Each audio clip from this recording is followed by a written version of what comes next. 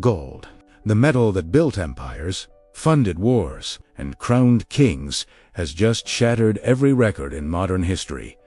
$4,000 an ounce. Let that sink in. In a single week, the global gold market exploded. Prices surged, traders panicked, and central banks froze in disbelief. And at this time, it wasn't just inflation, or interest rates, or even war. It was something much deeper. Because behind that glittering price lies a storm.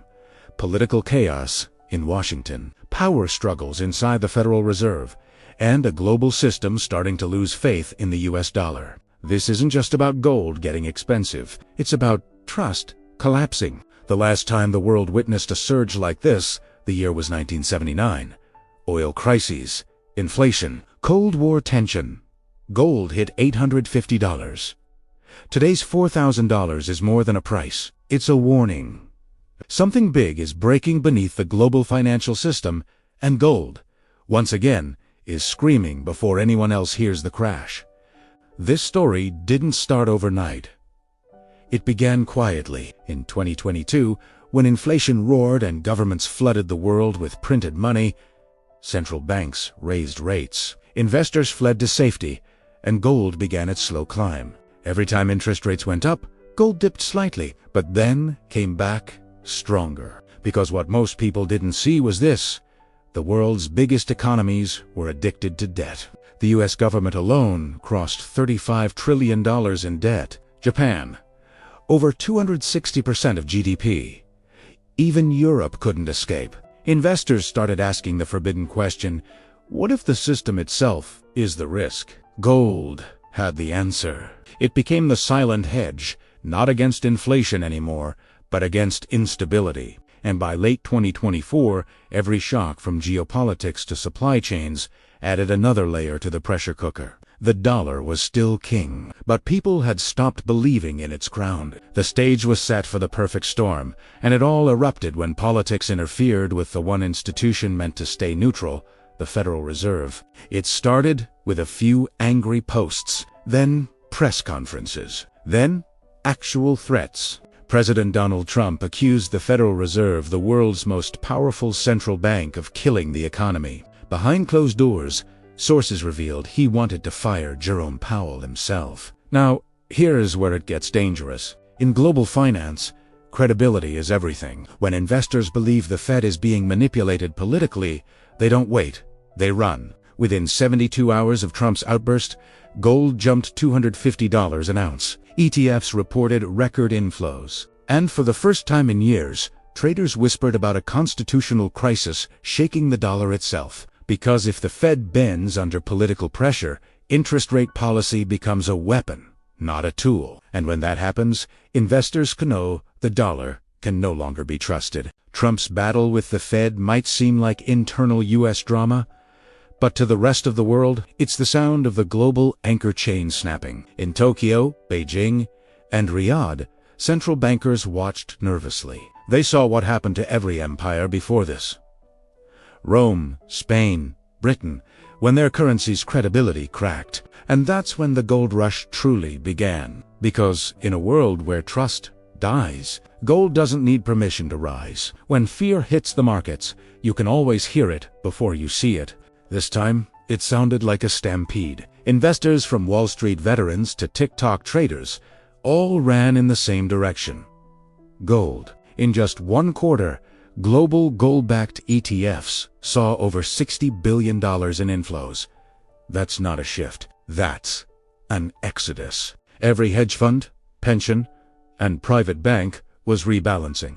Old portfolios that used to be 60% stocks, 30% bonds, and 10% gold suddenly became 40%, 20%, and 40%. Almost overnight, gold wasn't a hedge anymore. It was the core asset. Even retail investors joined in, buying physical bars, coins, even jewelry, anything that could hold value if the system cracked. This wasn't just about profit, it was about survival. Because when politics hijacks central banks and inflation keeps chewing through savings, people start asking the same question: what's real anymore? And in that silence, gold answers back with the same sound it's made for 5,000 years. Stability. Analysts called it a flight to safety.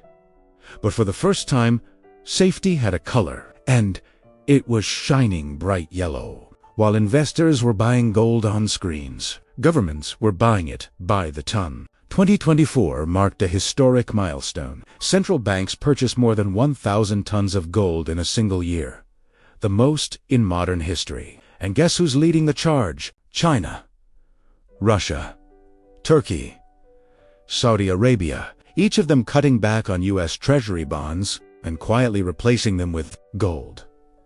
You can't sanction it. You can't freeze it. You can't print more of it. And when global trust in the dollar starts shaking, gold becomes the new language of power. Russia wanted independence from the SWIFT banking system. China wanted insurance for its trillion-dollar reserves. Even smaller nations, Egypt, Qatar, Uzbekistan joined the gold wave, rebuilding their reserves brick by brick. This isn't random. It's a quiet rebellion against a U.S.-centric financial system. And as central banks hoard more, global supply gets tighter. Less gold for the open market means one thing: prices explode. Mines can't produce fast enough to match the appetite of nations. That is why even a minor policy change or rumor now sends gold swinging by hundreds of dollars overnight. This is no longer a market. It's a race. A geopolitical tug-of-war for financial control. And the scariest part, no one knows who will blink first. Just when markets thought they had seen enough chaos, Washington went dark. The 2025 government shutdown hit a brutal political standoff that froze federal spending, delayed salaries, and silenced data. Investors rely on U.S. economic data, jobs, inflation, GDP to predict the future. But suddenly, no data was coming out. For traders, that's like flying blind through a storm. They had no idea if the economy was collapsing or booming. Every time Washington fought, gold climbed. Every hour of silence from the Bureau of Economic Analysis, another price spike. By the third week of the shutdown, gold had gained 11%. And while politicians traded blame on TV, investors quietly moved billions out of the dollar. This was no longer about politics, it was about confidence. Because if the U.S. can't even keep its government open, how can it keep its currency stable? The world watched, and gold became the scoreboard. And in that silence, while the government was closed, one message echoed across the global economy: when America sneezes, the world buys gold. While America wrestled with itself, the tremors spread worldwide. Because when the dollar shakes, everything else cracks. Japan, the world's third largest economy, was first to stumble.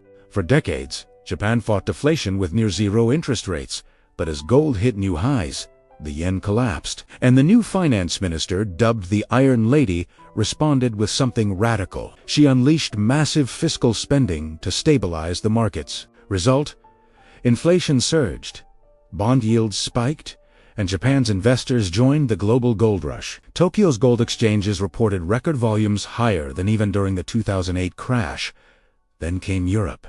France's political crisis, mass protests, cabinet resignations sent the euro tumbling. Italy's debt burden hit dangerous levels. And Germany, once the economic engine of the EU, began shrinking. The European Central Bank faced the same nightmare as the Fed: raise rates and kill growth, or print money and kill credibility. They hesitated. Markets don't forgive hesitation. Meanwhile, in China, things were no better. The property bubble finally burst.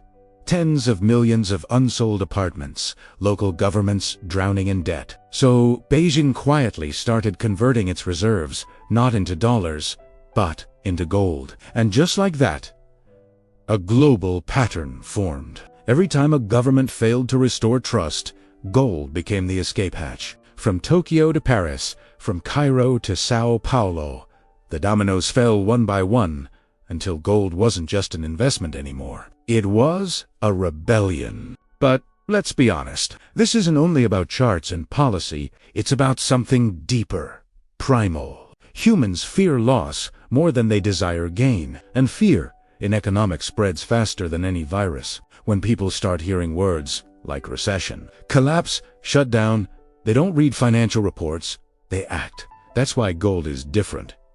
It's not just a commodity, it's a psychological safe zone. Every crisis in history, 1929, 1973, 2008, 2020, ended with the same pattern. Panic first, gold next. Behavioral economists call it the flight to safety effect. When trust dies, liquidity evaporates, and people run to the one thing they believe won't vanish. This is the emotional heartbeat of the gold market. Not greed, not speculation. Fear. And here's the irony. The higher fear goes, the higher gold climbs. It's not just metal appreciation, it's anxiety monetized. So what happens next? Where does this madness go? Analysts at Goldman Sachs now whisper predictions that once sounded like science fiction: gold at $4,900, maybe even $5,000. And it's not fantasy. If the Federal Reserve cuts rates under political pressure, or if inflation reignites, that $5,000 line might come faster than anyone expects. But that's just one path, because gold's worst enemy isn't policy, it's stability. If global confidence miraculously returns, if inflation fades, if central banks regain trust, then gold could fall just as violently as it rose. But here's the truth. Very few people admit we're past the point of normal. Debt levels are unsustainable. Political divisions are widening. And the dollar, for the first time in a century, has a real competitor, not in another currency, but in a piece of metal. So yes, gold may fluctuate, but what we're seeing now isn't just a price move. It's a paradigm shift, the end of blind trust, and the rebirth of tangible value. So let's pause for a moment. The world's richest investors, the most powerful governments, and even ordinary citizens, they're all reaching for the same thing: gold. But ask yourself this: is it really about gold, or about what it represents? Trust, control, and fear of the unknown. Because if the price of gold tells us anything, it's this: the world doesn't trust paper anymore. So here is my question to you. If you had $10,000 right now, would you put it into gold, or would you risk it all on the future? Let me know in the comment section. The choice isn't just financial, it's philosophical. Finally, if you like this video and you want to see us again, like, subscribe, and turn on notifications. At Echoes of Power, the echoes are just beginning.